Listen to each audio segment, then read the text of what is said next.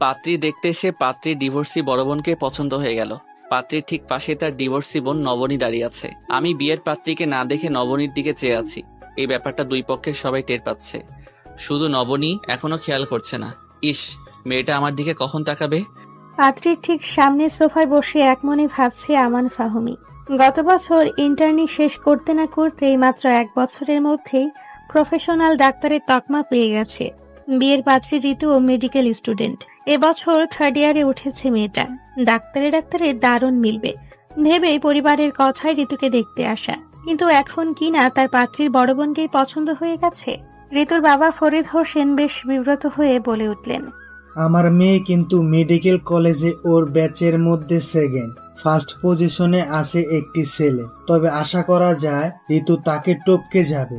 আচ্ছা, আমরা বড়রা তো কথা বলছি, তোমরা বরং একটা কাজ করো বাবা, তুমি আর ঋতু আলাদাভাবে কথা বলো।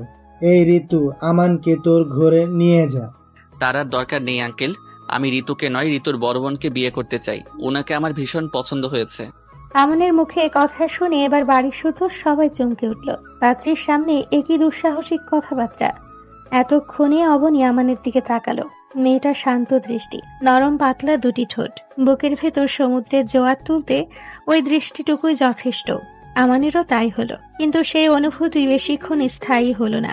আমানের আপা ফৌজিয়া রহমান ধমক দিয়ে বলে উঠলেন, পাগল হয়েছিস নাকি? নবনী বিবাহিত, আর তাছাড়া গত 2 মাস আগে ওর ডিভোর্সও হয়ে গেছে। আমরা দেখতে এসেছি ঋতুকে, আর তুই কিনা এখন নবনীকে পছন্দ করছিস?